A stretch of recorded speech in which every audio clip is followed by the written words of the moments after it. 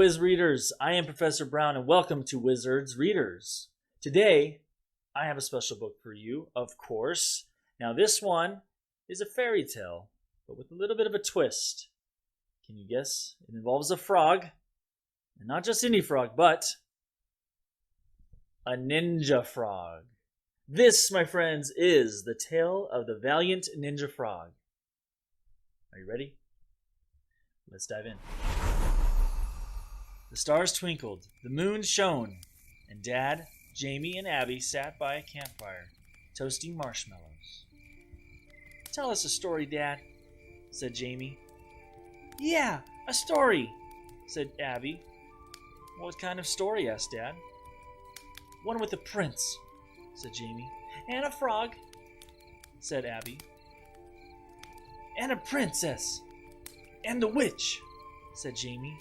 "Yeah, and don't forget the frog," said Abby. "And," said Jamie, "a monster." "Right," said Dad. "Ready?" "It was a dark and stormy night," said Dad. "And at the bottom of the horrible mountain, in the shadows of a horrible castle, deep within the forest, were the heroes."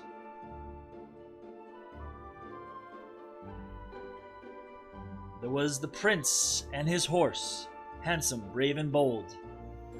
There was the princess, cunning, beautiful, and secretly known as Fingers Malloy, daredevil, jewel thief. And there was Bogwart, the witch, magical, mysterious, and occasionally a ninja. "What about the frog?" asked Abby. "Oh, yes," said Dad. "There was also the witch's tiny frog, just as big as your thumb, who she kept tucked away nice and safe." "He's always kept safe," complained Abby. "Can't he be a hero too?" "Oh, he's small," said Jamie. "But he's brave, very brave." "Too small," said Jamie. Said Abby.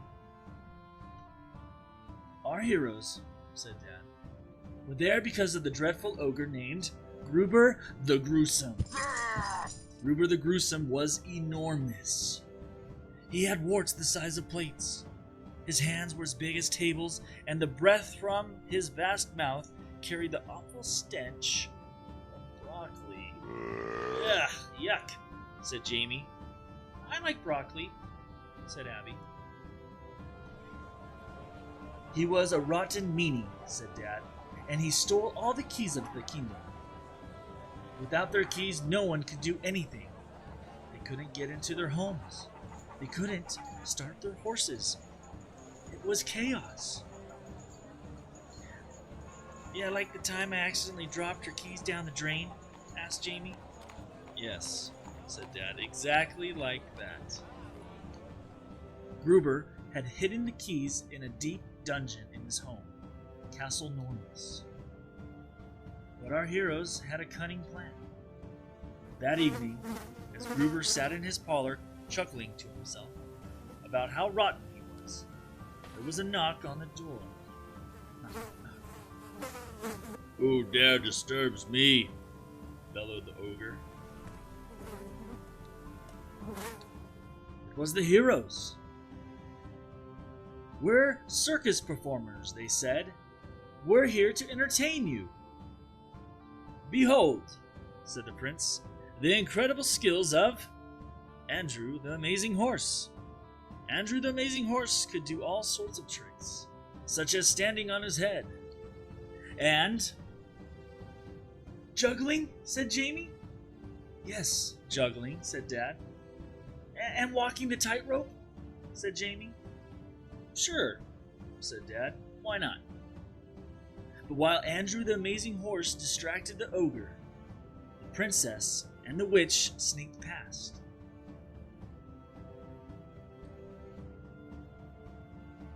The witch waved her wicked wand and shook her furtive feet.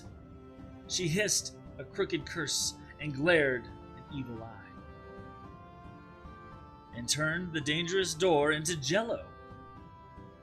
Then the princess threw her grappling rope and leaped and swung down to the bottom of the dungeon. And there they were, all the keys to the kingdom. "Wait," said Abby. "What did Barry do?" "Who's Barry?" asked Dad. "Barry the frog. What did he do?" "Oh," said Dad.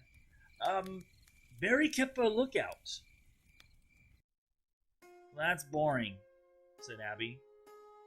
"Barry never gets to do anything." "Yeah, I told you," said Jamie. "He's far too small to be important." Muttered Abby again. "The princess scooped up the keys," said Dad, "and the witch hauled her back up. But then, suddenly, the alarm went off," shouted Jamie. "That's right," said Dad. "A huge clanging bell rang through the castle." "And then Gruber ran after them and caught all of them?" shouted Jamie. "He did," said Dad, "in his huge hairy fists." "And then," said Jamie. "Gruber roared, 'I'm going to gobble you up.'"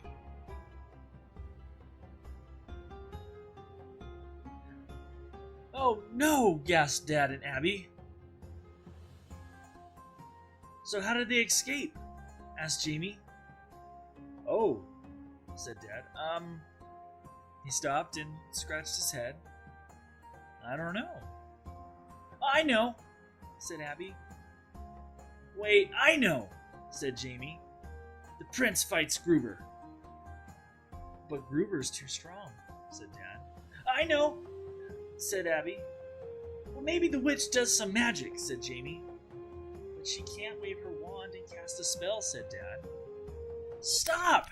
shouted Abby. "I know what happens. Barry the Valiant Ninja Frog rescues them all." "Oh, no," sighed Jamie. "He can't fight Gruber. He's far too small." "Exactly," said Abby. "He was so small that he could creep between Gruber's fingers. And then Barry, who's also a ninja, snuck around Gruber's back and then up into his head. And Gruber stumbled about and lost his balance and fell over. And he dropped the others, and together they tied him up. And everyone got their keys back. And they said, 'Thank you, Barry, the Valiant Ninja Frog. You saved us.' Because even though he was small, he was still a great hero." "The end," said Abby. "Wow," said Jamie. "Good story." "Well done, Abby," Dad said. "Thank you," said Abby. "Barry did most of it." The campfire had died down, and it was almost time for bed. Jamie and Abby snuggled up close to Dad and gazed at the night sky and the twinkling stars above them. "What story shall we have tomorrow?" yawned Jamie sleepily. "What do you think, Abby?" asked Dad. Abby looked at the stars. She said. "I know. Space pirate bears." "Of course," said Dad, and he tucked them into their camp beds and kissed them goodnight. The end. Well, Wizard Readers, I hope you enjoyed that tale of the Valiant Ninja Frog. It is one of my favorites. Of course, it has to do with fantasy, princesses and princesses, and a ninja frog, of all things. So, thank you guys for tuning in. I will see you on the next one. Be sure to subscribe and follow the Fellowship of the Readers, and I'll see you guys very soon.